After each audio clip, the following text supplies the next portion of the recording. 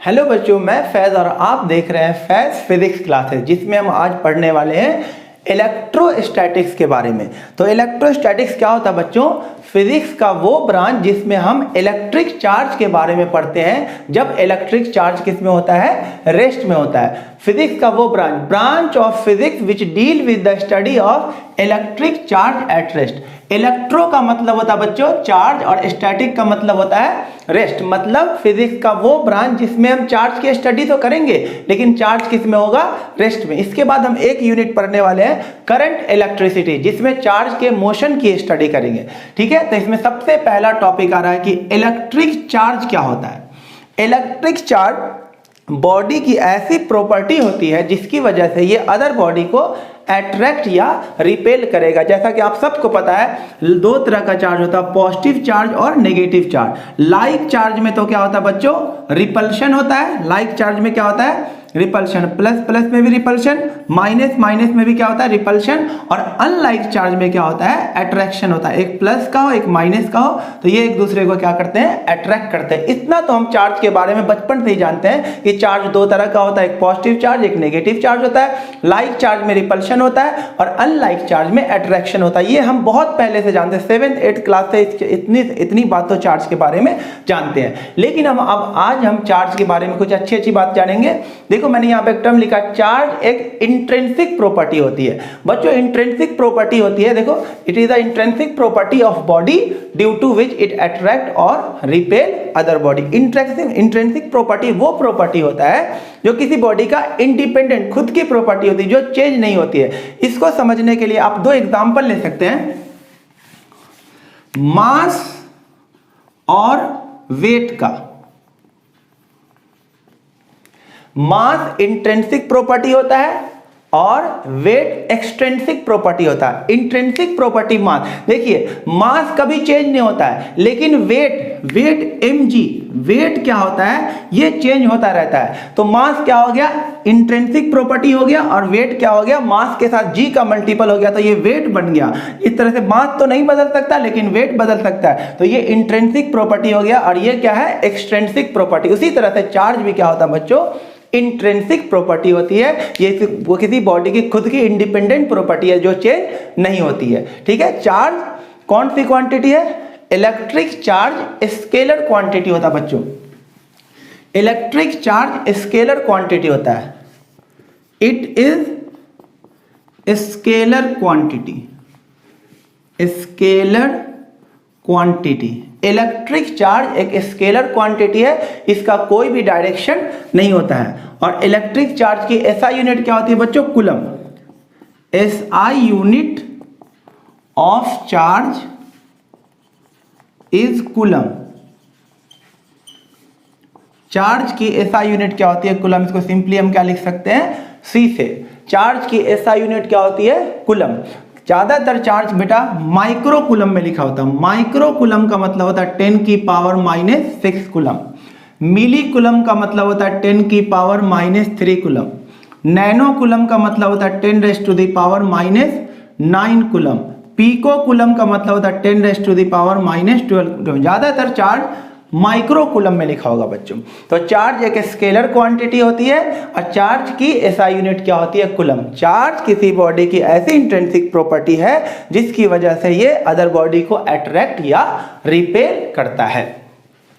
अब क्वेश्चन आता है, बॉडी चार्ज होता कैसे है? देखिए, तो आपको समझ में आ गया इलेक्ट्रोस्टैटिक्स क्या होता है, इलेक्ट्रिक चार्ज क्या होता है। इलेक्ट्रोस्टैटिक्स फिजिक्स का वो ब्रांच जिसमें हम चार्ज की स्टडी करेंगे, लेकिन चार्ज किस में होगा? रेस्ट में होगा। इलेक्ट्रिक चार्ज बॉडी की ऐसी वो इंट्रिंसिक प्रॉपर्टी बॉडी की, जिसकी वजह से वो अदर बॉडी को या तो अट्रैक्ट करेगा या तो रिपेल करेगा। ठीक है बच्चों, इलेक्ट्रिक चार्ज स्केलर क्वांटिटी होता है। इसकी एसआई यूनिट क्या होती है? कूलम। इसको डिनोट किससे किया जाता है बच्चों? क्यू से। ज्यादातर चार्ज माइक्रो कूलम में लिखा होगा। माइक्रो का मतलब 10⁻⁻6 coulomb, and milli coulomb, nano coulomb और पीको कूलम। अब देखिए बच्चों, दो चार्ज बेसिक है, फंडामेंटल है, एक इलेक्ट्रॉन पे चार्ज और प्रोटॉन पे चार्ज। तो चार्ज ऑन इलेक्ट्रॉन, इलेक्ट्रॉन पे जो चार्ज होता है 1.6 इंटू 10⁻⁻⁻19 कूलम होता है, लेकिन माइनस का, और प्रोटॉन पर जो चार्ज होता है बच्चों ये होता है 1.6 इंटू 10⁻⁻19 कूलम, लेकिन प्लस का। इलेक्ट्रॉन और प्रोटॉन पे सेम चार्ज होता है, लेकिन इलेक्ट्रॉन पे नेगेटिव का चार्ज होता है और प्रोटॉन पे पॉजिटिव चार्ज होता है। इस क्वांटिटी को E से दिखाया जाता है। 1.6 इंटू 10⁻⁻19 कूलम को E से डिनोट करते हैं, E से। तो आप बता सकते हैं कि इलेक्ट्रॉन पर जो चार्ज होगा वो माइनस का E होगा और प्रोटॉन पर जो चार्ज होगा वो प्लस का E होगा। E मतलब 1.6 इंटू 10⁻⁻19 कूलम। अब एक दिमाग में क्वेश्चन चल रहा होगा कि कोई भी बॉडी चाहे पॉजिटिव चार्ज या नेगेटिव चार्ज होता क्या है, आखिर कॉज क्या है बॉडी के चार्ज होने का। तो अगला टॉपिक हम पढ़ते हैं कॉज ऑफ चार्ज।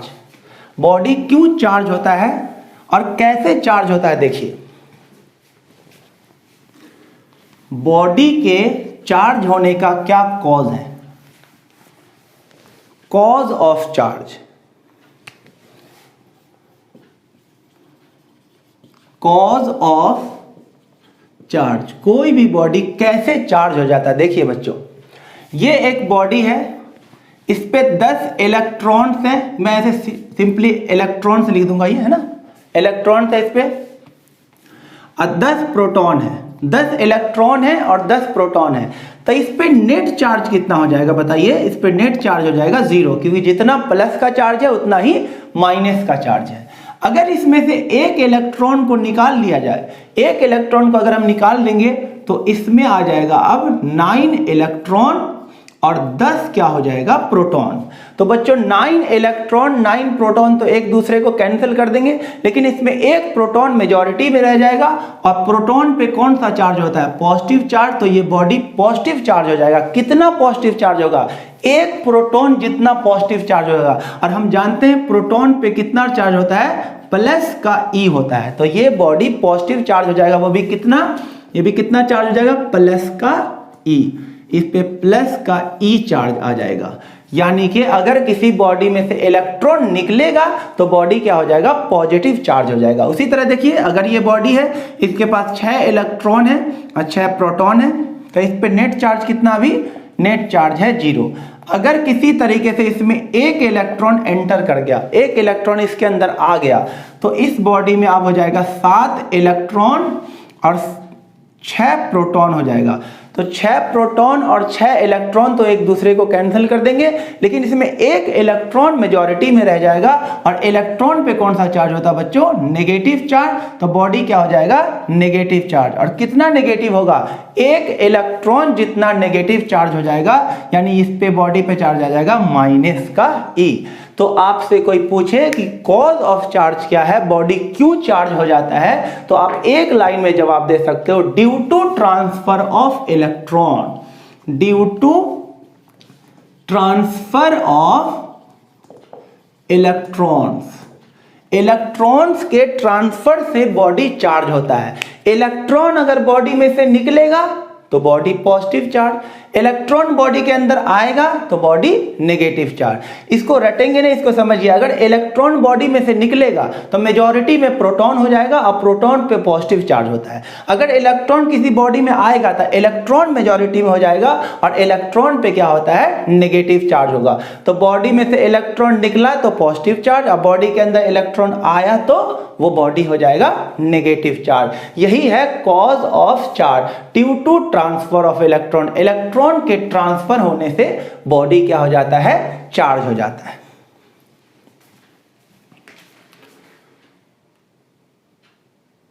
अब देखिए बच्चों, अब हम पढ़ेंगे प्रॉपर्टीज ऑफ चार्ज। पहला प्रॉपर्टी जो कि बिल्कुल आसान है, सबको पता, बच्चों को पता होगा, like charge repel and unlike charge attract each other. यानी कि लाइक चार्ज में क्या होता है रिपल्शन, अभी बताया था। पॉजिटिव में क्या होगा रिपल्शन, नेगेटिव में भी क्या होगा रिपल्शन, और एक पॉजिटिव चार्ज होगा और एक नेगेटिव चार्ज होगा, तो ये एक दूसरे को क्या करेंगे अट्रैक्ट करेंगे। First property like charge repel and unlike charge attract each other. Second property देखिए, इस पे इनफाइनाइट स्टार लगाया है, काफी इंपॉर्टेंट है, काफी important. Quantization of charge. Quantization of charge को समझने के लिए पहले मैं आपको अलग से कुछ बता रहा हूं पहले, फिर इसको इसके डेफिनेशन को समझाऊंगा। देखिए quantization of charge, quantization of charge को समझने के लिए अलग से यहां से समझिए। ये एक बॉडी है, अभी अभी मैंने बताया कि अगर इसमें से एक इलेक्ट्रॉन निकल गया, एक इलेक्ट्रॉन इसमें से निकल गया, तो इस पर पॉजिटिव चार्ज होगा, और कितना पॉजिटिव चार्ज होगा, एक प्रोटॉन जितना, यानी प्लस ई चार्ज हो जाएगा। अगर इस बॉडी में से एक इलेक्ट्रॉन की जगह अगर 10 इलेक्ट्रॉन्स निकल गए, 10 इलेक्ट्रॉन्स अगर निकल गए, तो इस पे 10 प्रोटॉन जितना चार्ज आ जाएगा। और 10 प्रोटॉन पे कितना चार्ज होगा, एक पर ई होता है, तो 10 पे कितना चार्ज हो जाएगा, प्लस का 10 ई चार्ज हो जाएगा। अगर किसी बॉडी में से 500 इलेक्ट्रॉन्स निकल गया है, तो इसमें 500 प्रोटॉन जितना क्या हो जाएगा, पॉजिटिव चार्ज हो जाएगा। तो एक प्रोटॉन पे ई चार्ज होता है, तो 500 प्रोटॉन पे कितना चार्ज हो जाएगा, प्लस का 500 ई। ठीक है। अब अगर किसी बॉडी में एक इलेक्ट्रॉन आ गया था, तो इस पे क्या हो गया था, एक इलेक्ट्रॉन जितना नेगेटिव चार्ज आया था, यानी एक इलेक्ट्रॉन पे माइनस का ई चार्ज होता है। ठीक है।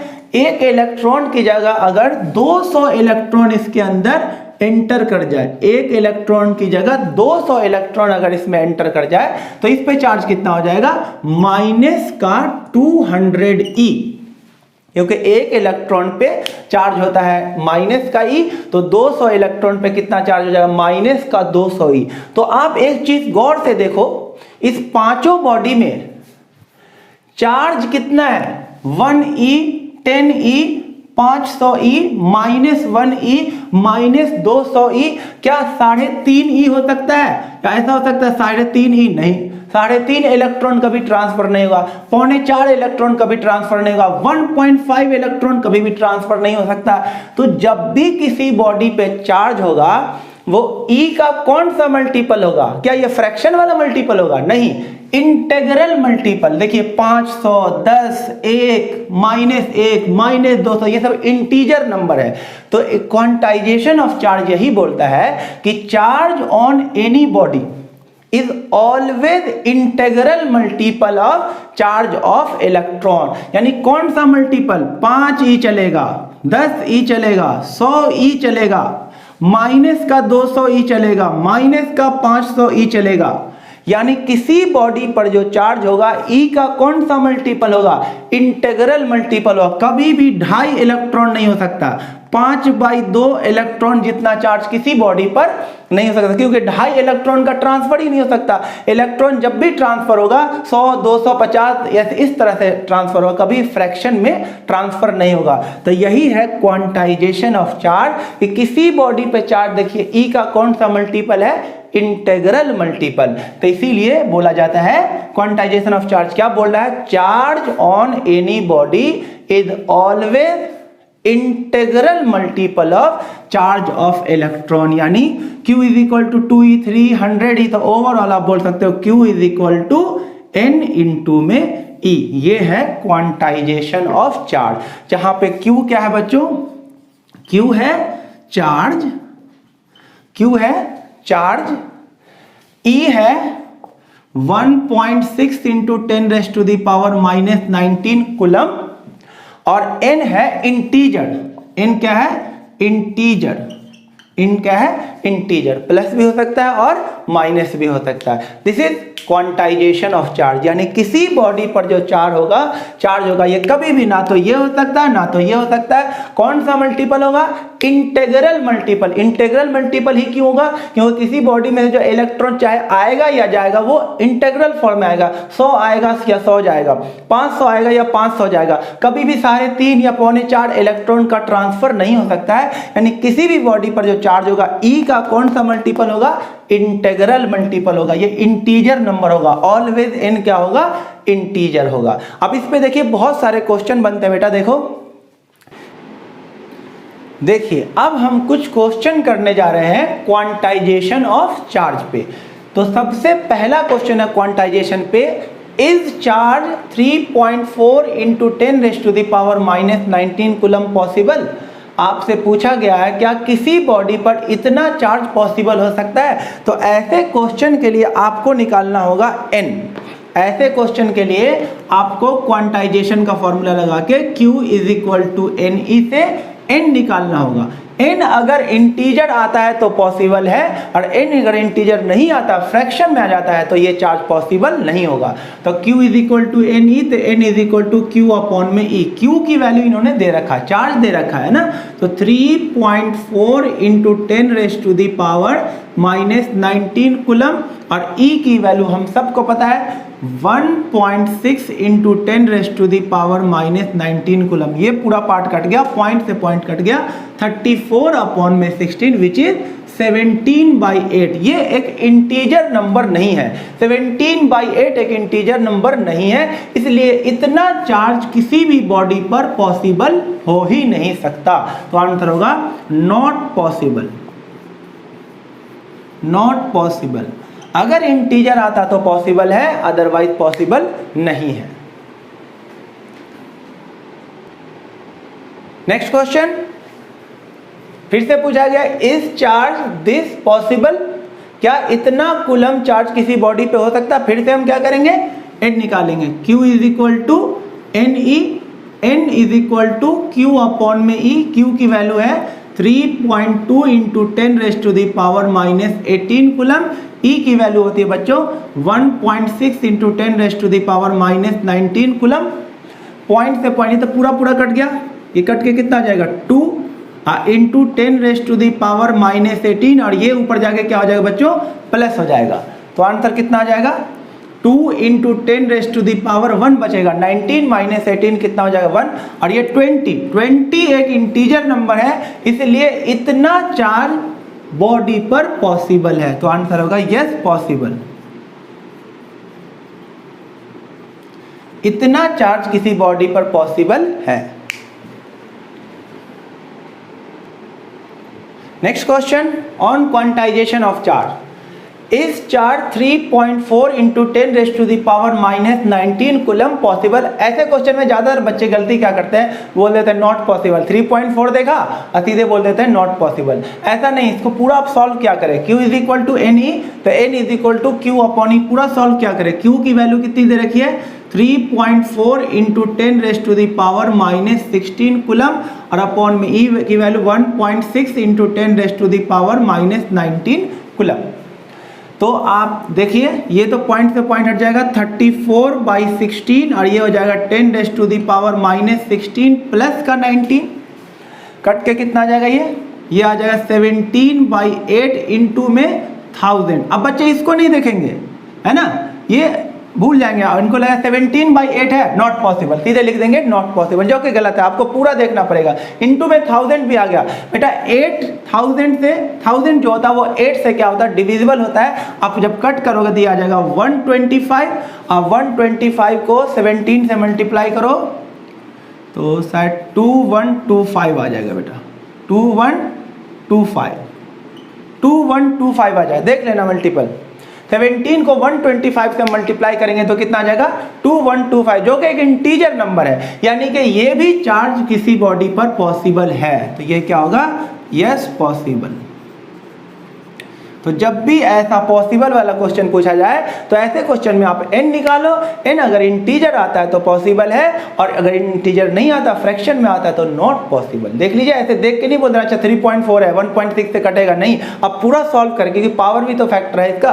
तो आप पूरा सॉल्व करें, अगर इंटीजर आता है तो पॉसिबल है, अदरवाइज पॉसिबल नहीं है।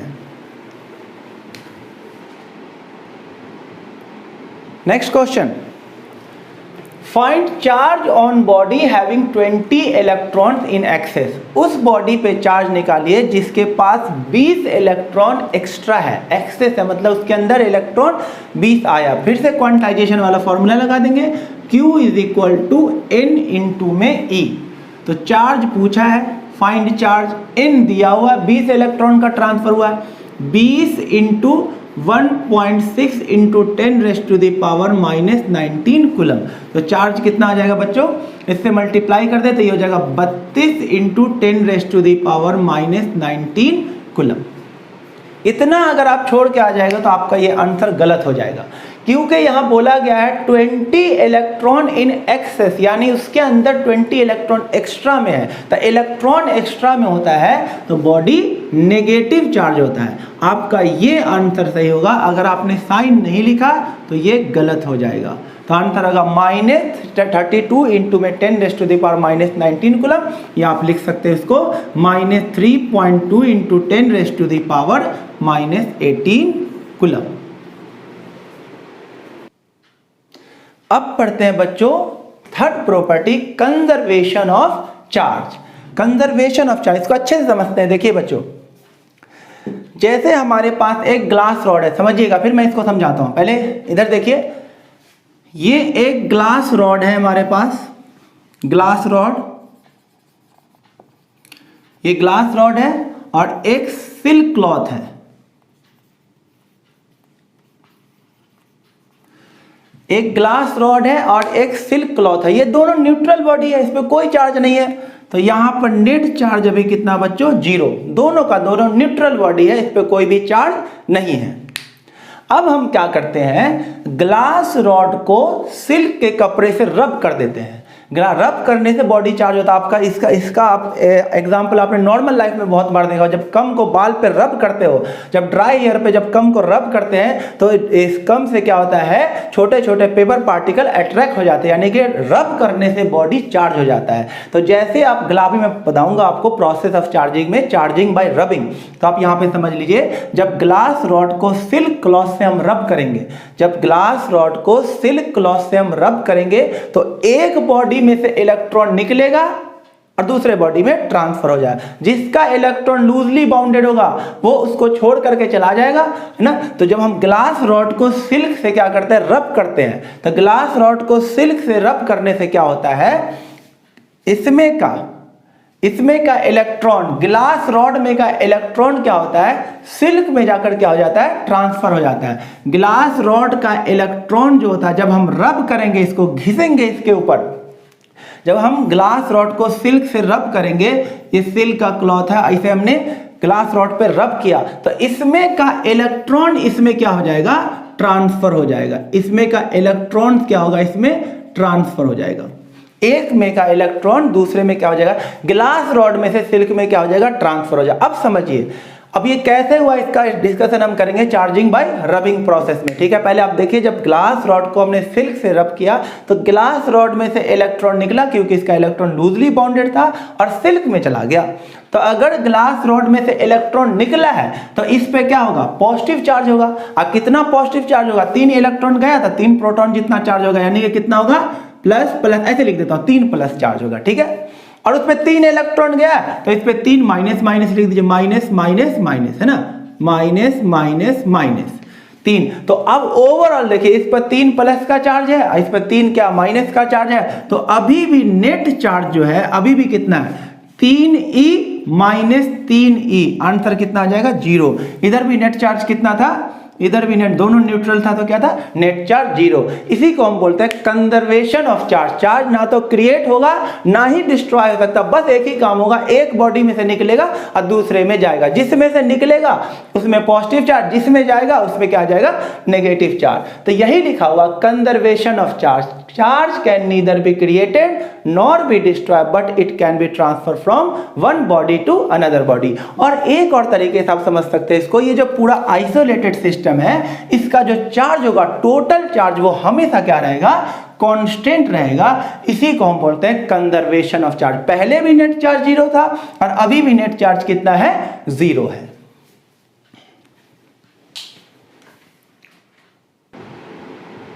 लास्ट प्रॉपर्टी क्या है चार्ज की बच्चों, एडिटिविटी ऑफ चार्ज। क्योंकि चार्ज स्केलर क्वांटिटी है तो चार्ज को ऐड करने के लिए कोई वेक्टर अलजेब्रा यूज नहीं होगा, सिंपल अलजेब्रा से ये ऐड हो जाएगा। क्योंकि कोई भी स्केलर क्वांटिटी सिंपल अलजेब्रा से ऐड हो जाएगा। उसी तरह चार्ज भी एक स्केलर क्वांटिटी है, उसको भी जोड़ने के लिए, ऐड करने के लिए हम सिंपल अलजेब्रा यूज करेंगे। या कोई बॉडी है, इस पे चार्ज है मान लीजिए 2q, यहाँ पर है 3q, यहाँ पे है -q, यहाँ पे है प्लस का 4q।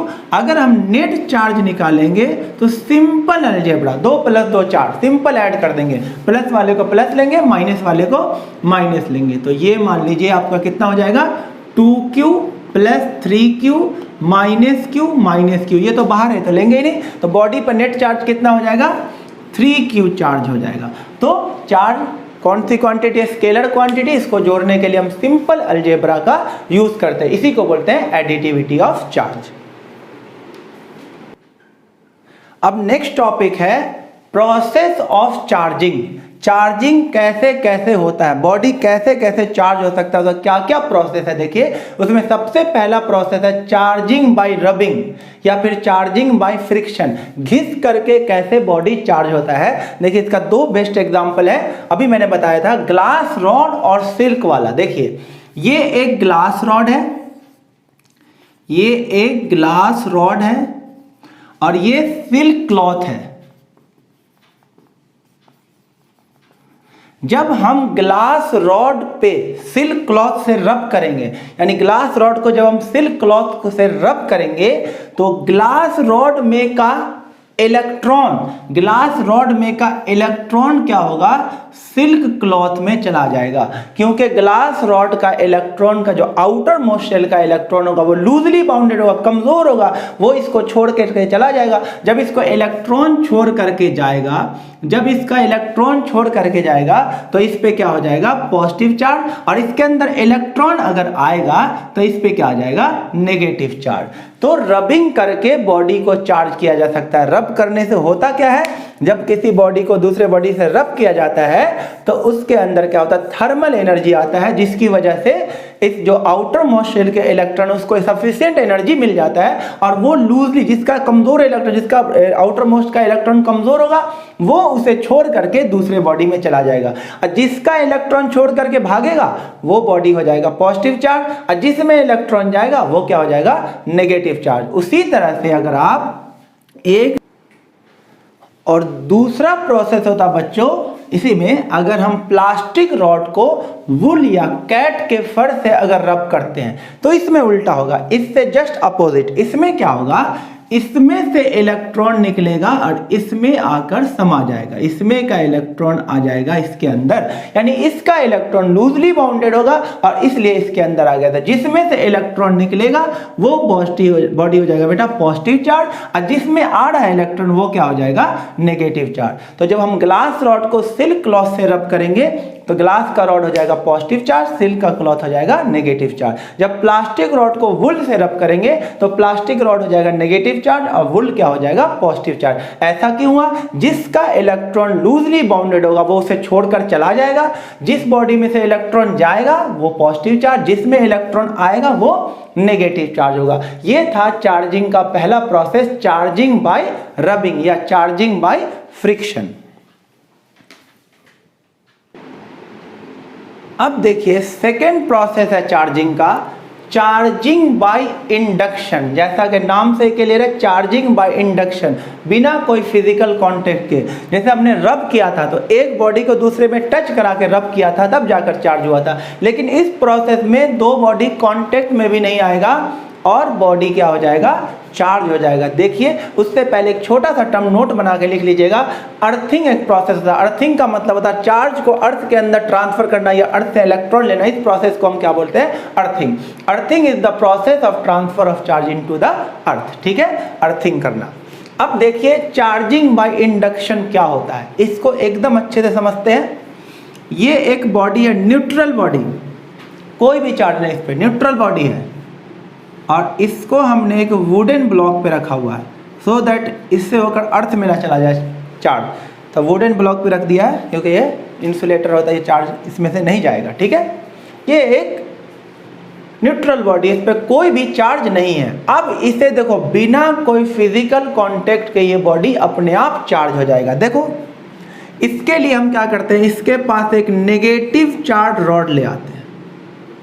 अब भैया नेगेटिव चार्ज रॉड कहाँ से लाया जाएगा, एकदम ले आएंगे। नेगेटिव चार्ज रॉड कहाँ से हम ले आएंगे, वुल से क्या करेंगे प्लास्टिक रॉड को क्या कर देंगे रब कर देंगे, तो प्लास्टिक का रॉड हो जाएगा नेगेटिव चार्ज और उसको यहाँ पे ले आएंगे।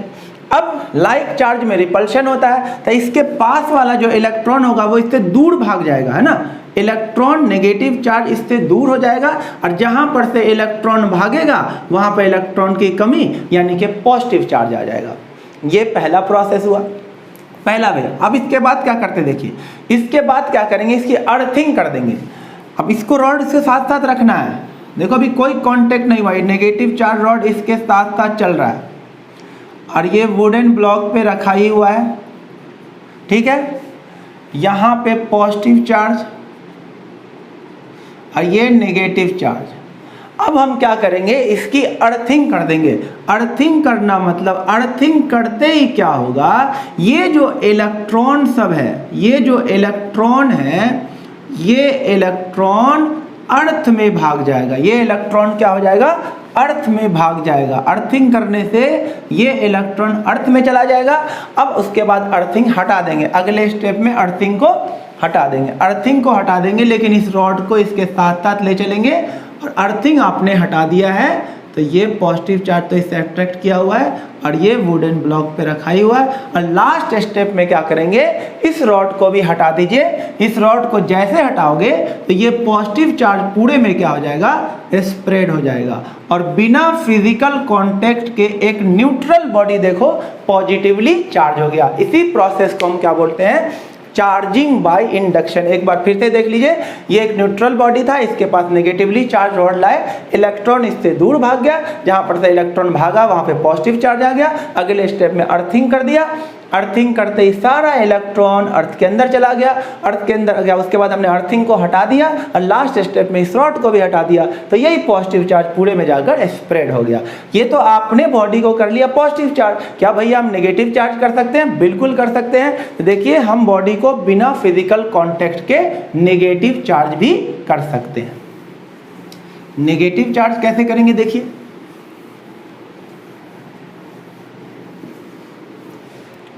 नेगेटिव चार्ज करना है। अब एक न्यूट्रल बॉडी को नेगेटिव चार्ज करना है, ये एक न्यूट्रल बॉडी है।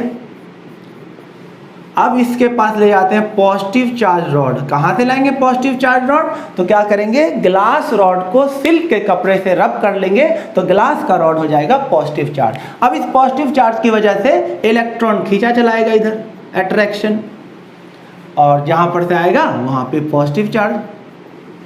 अगले स्टेप में क्या करेंगे, अर्थिंग कर देंगे। ये रॉड साथ साथ चलेगा, ये रॉड साथ साथ चलेगा, इसकी अर्थिंग कर दीजिए। इसको आपको क्या कर देना है, अर्थ। ये वुडन ब्लॉक पे रखा हुआ है सो दैट इससे होके चार्ज ना भाग जाए। अब इसकी अर्थिंग कर देते हैं। जैसे ही आप अर्थिंग कीजिएगा तो ये ऐसा नहीं कि पॉजिटिव चार्ज अर्थ में चला जाएगा। अब इस केस में क्या होगा, अर्थ में से इलेक्ट्रॉन आएगा, अर्थ में से इलेक्ट्रॉन आएगा, अर्थ में से इलेक्ट्रॉन आएगा और इसको कैंसल नलीफाई करके चला जाएगा, इसको बैलेंस करके चला जाएगा, खा करके चला जाएगा। ये इलेक्ट्रॉन अर्थ में आएगा और इसको कैंसल करके चला जाएगा। तो अगले स्टेप में क्या हो जाएगा, ये वाला आप पॉजिटिव चार्ज इस रॉड जो है इसके साथ साथ ही रखो। लेकिन अर्थिंग करने से क्या हो गया, अर्थ के अंदर से इलेक्ट्रॉन मूव तो इलेक्ट्रॉन ही करेगा ना, तो ही ना पॉजिटिव चार्ज मूव करता है, इलेक्ट्रॉन मूव करता है। तो इलेक्ट्रॉन अर्थ में से आएगा, इस पॉजिटिव चार्ज को खा जाएगा, तो ये पॉजिटिव चार्ज खत्म हो जाएगा और ये नेगेटिव चार्ज ही बस बचेगा। और लास्ट स्टेप में क्या करेंगे, इस रॉड को भी हटा देंगे और फिर ये नेगेटिव चार्ज पूरे में क्या हो जाएगा, स्प्रेड हो जाएगा। तो एक न्यूट्रल बॉडी क्या हो जाएगा, बिना फिजिकल कांटेक्ट के नेगेटिव चार्ज होगा। इस प्रोसेस को हम बोलते हैं चार्जिंग बाय इंडक्शन, बिना कोई फिजिकल कांटेक्ट के।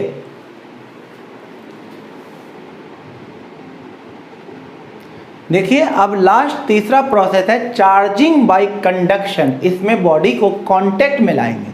देखिए दो बॉडी को जब कांटेक्ट में लाएंगे, ये एक बॉडी है और ये दूसरा बॉडी है। याद रहे दोनों आइडेंटिकल होना चाहिए। ये प्रोसेस उसके लिए मैं ये जो बता रहा हूँ ये उस बॉडी के लिए, जब दोनों बॉडी क्या हो, आइडेंटिकल, एक जैसा हो।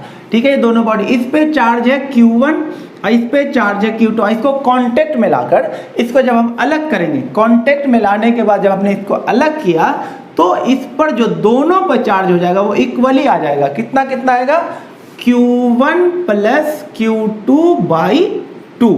इसे बोलते हैं चार्जिंग बाय कंडक्शन। जब दो आइडेंटिकल बॉडी है ना और उस पर चार्ज हो ना हो, जब उस पर कॉन्टेक्ट मिला के अलग करेंगे तो दोनों पर इक्वली चार्ज, कितना, दोनों चार्ज का मीन, दोनों को ऐड करना अपॉन में 2 से डिवाइड करना। इसे कुछ क्वेश्चन ले लेते हैं। जैसे देखिए, अगर एक बॉडी है आइडेंटिकल, फिर से बोल रहा हूँ, इस पे 2Q चार्ज है, इसको कांटेक्ट मिलाते हैं जिस पे 4Q चार्ज है, और उसके बाद इसको हम क्या कर देते हैं, कांटेक्ट में लाकर इसको हमने अलग कर दिया, इसको अलग कर दिया, दोनों को अलग कर दिया है। जैसे ही अलग करेंगे तो दोनों पर इक्वली चार्ज आएगा, कितना कितना, 2Q प्लस 4Q बाई 2 यानी कि 6Q by 2 which is 3Q। तो इस पर भी 3Q चार्ज आ जाएगा और इस पर भी 3Q चार्ज आ जाएगा। देख लीजिए, एक बॉडी है आइडेंटिकल, अगेन बोल रहा हूं बेटा, दोनों बॉडी क्या होना चाहिए, आइडेंटिकल। इस पे चार्ज है 3Q, इस पे चार्ज है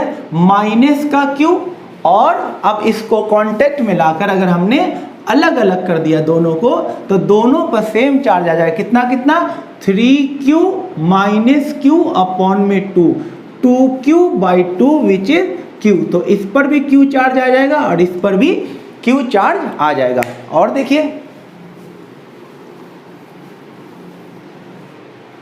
अगर आपने एक बॉडी लिया, इस पे चार्ज है Q और दूसरा बॉडी इस पे कुछ भी चार्ज नहीं है, न्यूट्रल बॉडी है, इस पे 0 चार्ज है, और फिर इसको कांटेक्ट में लाया, फिर जब आपने इस दोनों को अलग किया तो इस पे चार्ज कितना आ जाएगा, बोलिए, Q प्लस 0 बाई 2 यानी इस पर भी Q बाई 2 और इस पर भी चार्ज आ जाएगा Q बाई 2। एक क्वेश्चन और देखिए, इस पे एक अच्छा था क्वेश्चन, चार्जिंग बाय कंडक्शन पे, चार्जिंग बाय कंडक्शन पे एक अच्छा था क्वेश्चन। देखिए, ये बॉडी A है, ये बॉडी B है, इस पे चार्ज है 2Q, इस पे चार्ज है 4Q, और एक तीसरा बॉडी है C जिस पे कुछ भी चार्ज नहीं है, न्यूट्रल है। इसको पहले A से टच कराओ, मतलब पहला काम करना आपको A को C से टच कराना है, फिर जब C आ जाए देन उसके बाद C को B से टच कराना है। तो फाइनली चार्ज बताना है A, B और C पर कितना होगा। क्वेश्चन समझिए, A, B, C, A पर 2Q चार्ज, B पे 4Q चार्ज और C पे कुछ भी चार्ज नहीं है। पहले C को A में टच कराओ, तो आपको क्या करना है, A को C से टच कराना है। ये A है और ये C है। A पे चार्ज था 2Q और C पे चार्ज कितना था, 0। जब इसको टच करा के हम अलग करेंगे तो दोनों पे कितना कितना चार्ज आ जाएगा, दोनों पे सेम चार्ज, कितना कितना, 2Q प्लस 0 बाई 2 यानी कि Q।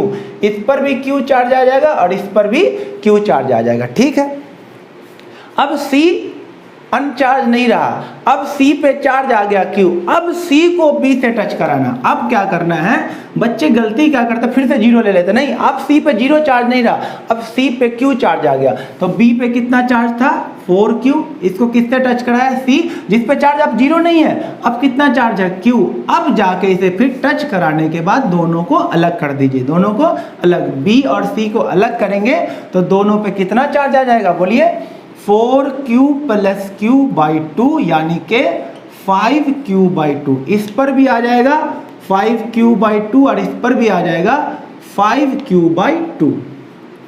इस प्रोसेस को हम बोलते हैं चार्जिंग बाय कंडक्शन।